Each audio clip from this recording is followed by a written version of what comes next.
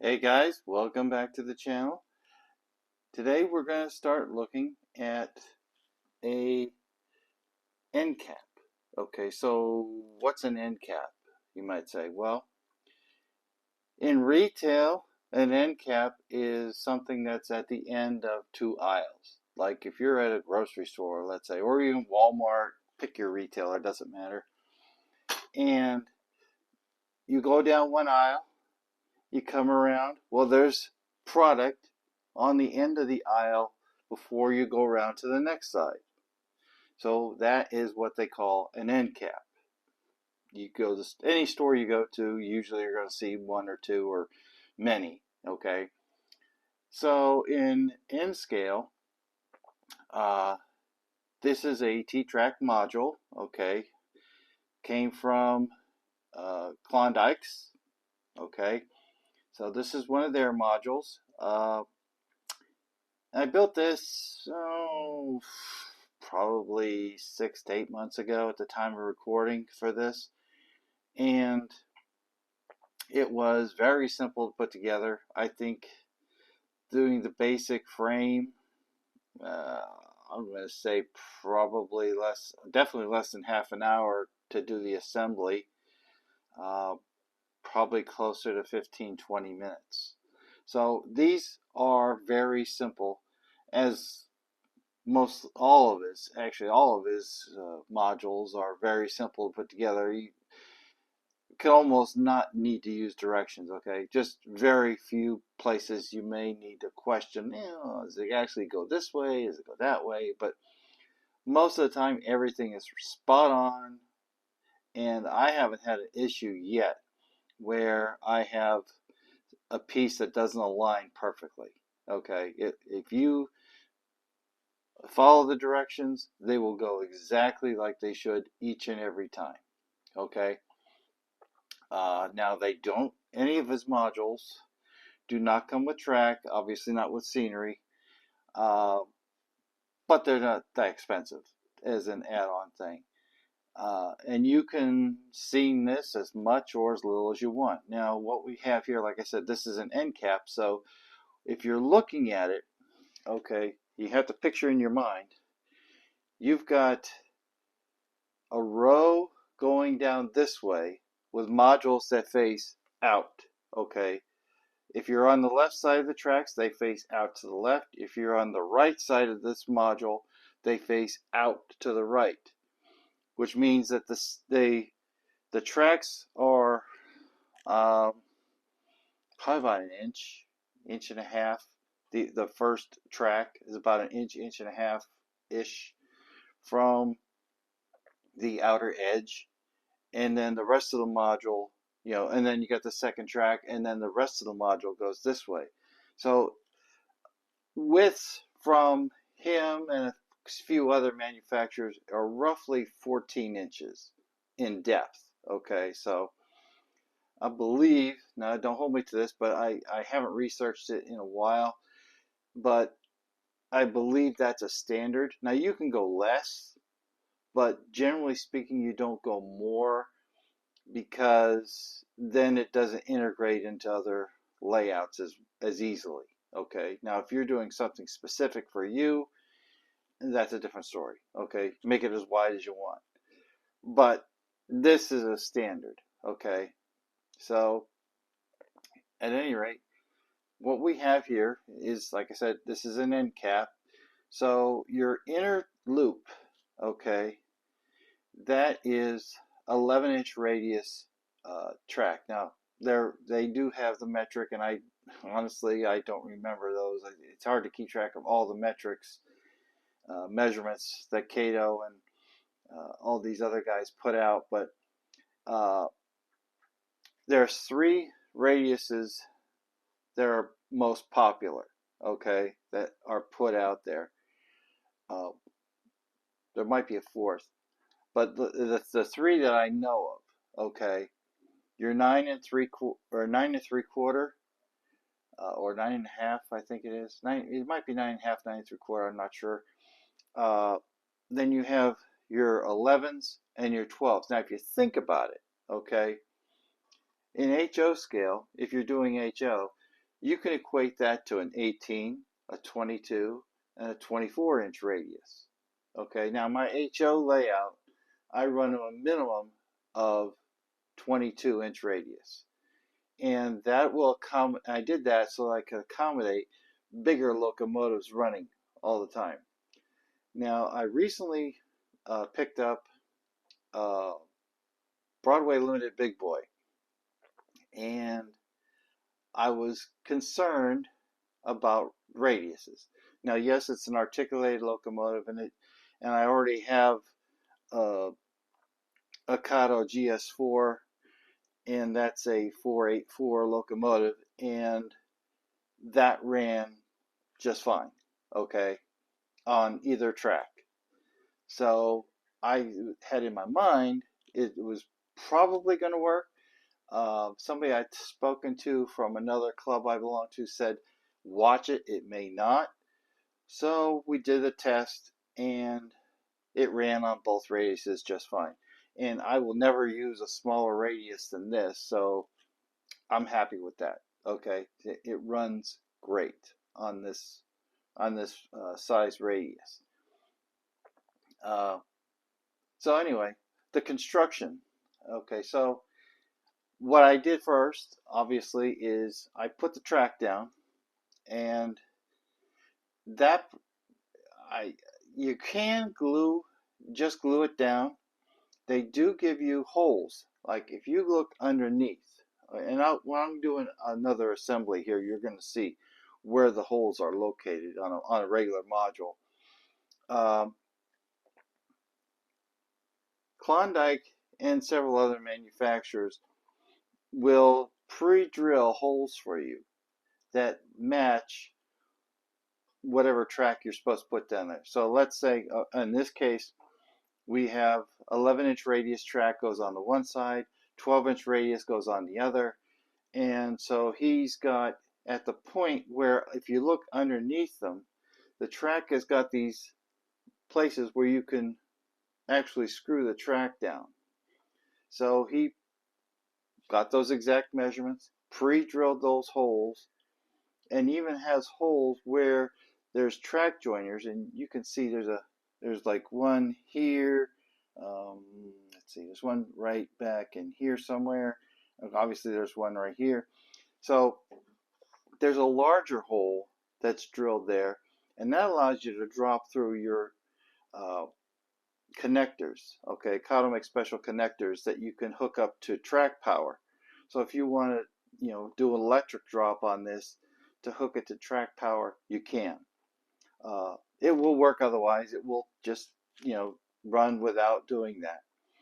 But if you want to do like your own bus line, okay, for hooking different places up so that the power stays constant all the way around, that's something you can do, and he does make the accommodations for it. So that's the track. So this is glued and screwed down.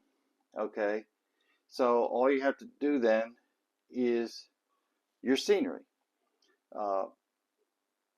And there's also markings, and I point this out in another video.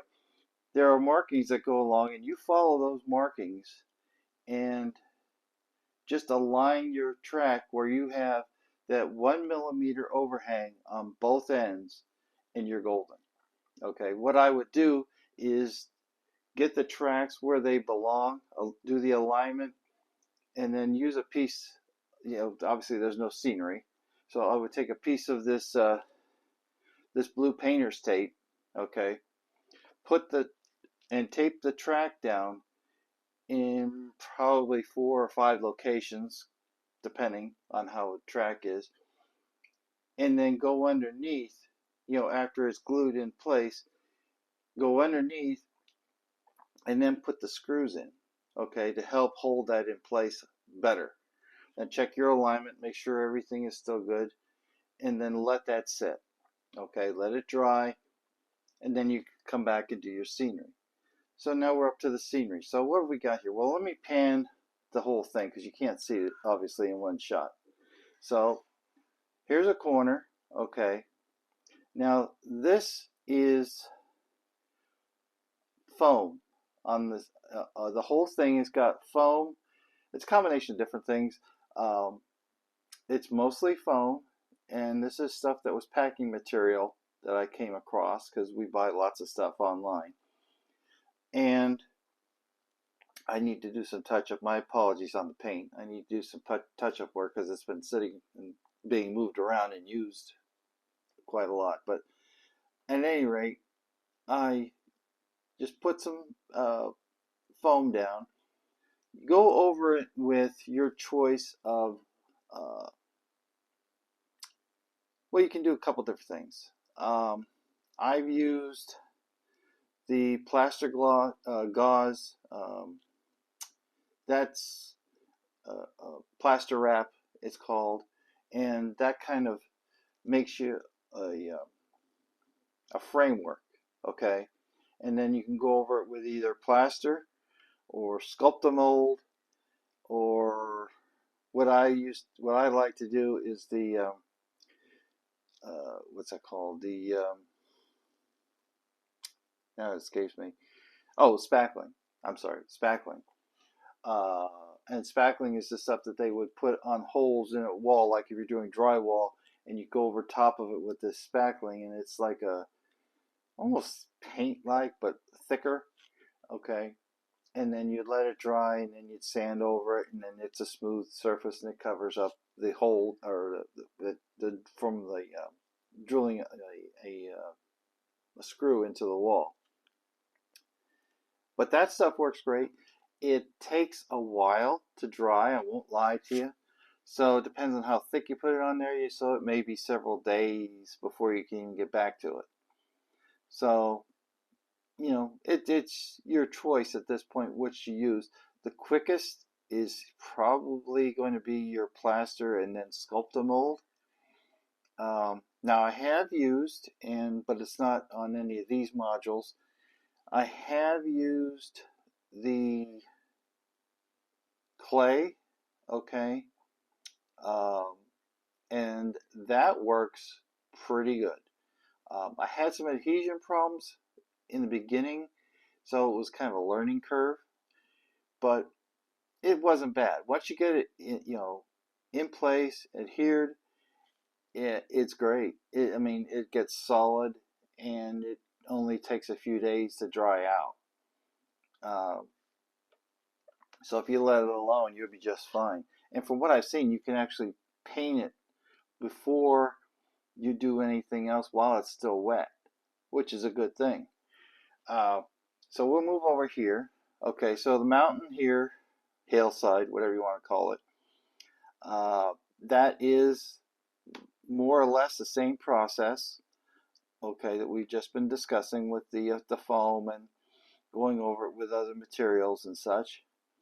And then we come to this side, which again, the same process. So after I, got the base material put together, go over top of it with the paint, and like I said, again, I need to do some repairs, and you're going to have to do that from time to time, do some repairs. But just go over it with your paint, and then you can do one of two options, or both options.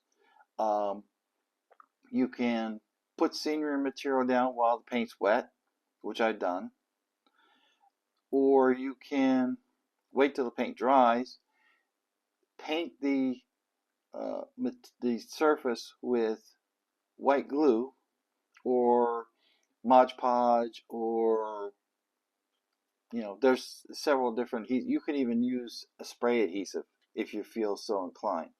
But I will warn you, before you do anything, cover the track. Okay, take handy dandy blue tape. Okay, you're going to go through a lot of that stuff. Cover up the track the best way you can. Make little, even if you have to do little pieces. Okay, cover the track, and then do all your scenery work. Make sure you're completely done with your scenery work, and then you can pull the tape back off and your track will be just fine. Now I will say at the end, okay, you T-Trak is fine. Okay, it looks okay, but I like a little more realism to it. So I went and I added the gray ballast. Okay, now you can see it a little bit like right in here. Okay, that's for like that little area. Like the track ends here, but the ballast comes out to here. So what I did is I took a paintbrush. You know, you can just an old paintbrush, a small one of those small ones that like you would use for painting a model. Okay, a disposable one even. That's probably my first choice is one of those disposable ones you buy at the dollar store for, you know, a couple bucks, and you get like 12 or 13 of these things. And take straight white glue, and I come down and just put a bead down along the side and just spread it out with that paintbrush.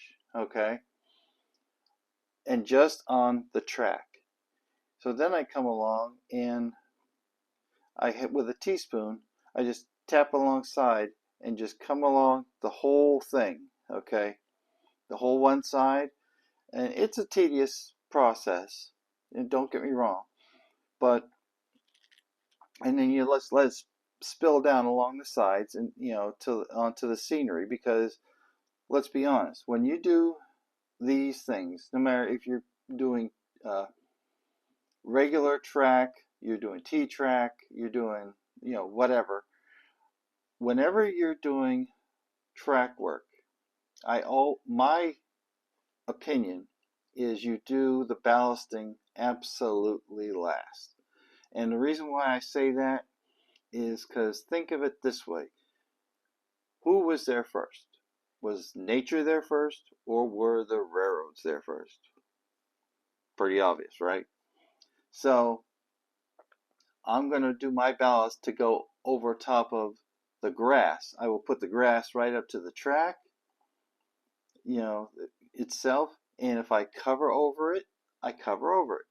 This is what would happen in real life. Okay, makes sense? Great.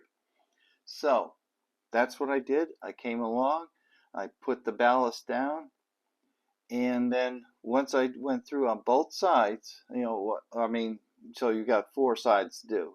You've got, you know, 2 tracks. You do one side, then you come on the in, you know, in between them, and then you got to do the outside. So once I get all that done, okay, and I'm satisfied with how it looks, I don't need to add any more ballast to it, I will go and get my spray bottle, okay, and my spray bottle has water and about 2 or 3, maybe about half, maybe up to 4 or 5 drops of dishwashing liquid in it. Just plain old Dawn dishwashing liquid or whatever brand you use. And just to break the water surface tension. You know, you put it in there, you shake it up. Yes, you're going to get a lot of bubbles, so make sure you fill the water up as much as you possibly can. And you just shake it up there probably about 5 or 10 minutes. And once you're done, just come along and you spray the whole thing, and you make sure it looks really saturated. Can't talk this morning. I need another coffee. And so go ahead and saturate the whole thing and come along, and you may have to do several times, okay, because it's going to dry out. You're not going to do the whole thing once. I come along with a little, now you can use several different ways, but you're using a 50-50, what I use is a roughly 50-50 of white glue and water, okay, and you shake that up and you get that really well mixed, and then you can use either an eyedropper, or what I use is an old Elmer's glue bottle, okay, and I can set my how fast it comes out, and then I mean the eyedropper is probably a lot more accurate, and I never use one because I never have one laying around, but I always have empty glue bottles. So I've got, you know, I use an empty glue one and come along and, you know, just do little drops at a time. Like I said, it's a process, and you're probably going to have to spray several times because it's going to dry out. And you can see when it's dry out, when it starts balling up a little bit. Then say, oh, got to spray it again. So then you spray it and let that all dry.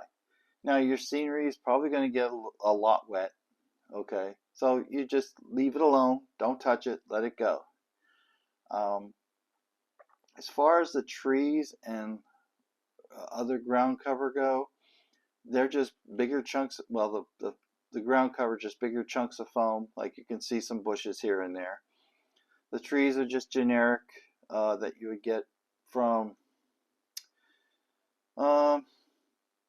I can get them from eBay, Amazon. Um, you might even be able, if you can trust them to send you anything, right? You might be able to find them on Temu. I never looked at Temu because I don't bother with it. I have other sources that are fine. Um, but yeah, there's a multitude of inexpensive trees, and if you wanted to, you could buy a more expensive one. I mean, there's kits where Woodland Scenics makes nice kits that, I mean, you don't need a lot on here, or you can put a whole forest. It's up to you. I mean, it's your layout, okay? So you want to scene it as much or as little as you want. That's great. I mean, you want to put a farm scene in there instead of a mountainside. Great. Knock yourself out. Have a good time with it because it's your layout, right? So anyway, this is the first part of the end caps. Okay, so we're going to shoot another one here very shortly, very soon, and we'll be getting back to you with that one. We did something quite unique and very different with it. Uh, so I'll just leave it at that and leave you a little whet your appetite kind of thing. So that's it for today. That's the end cap, one of the end caps.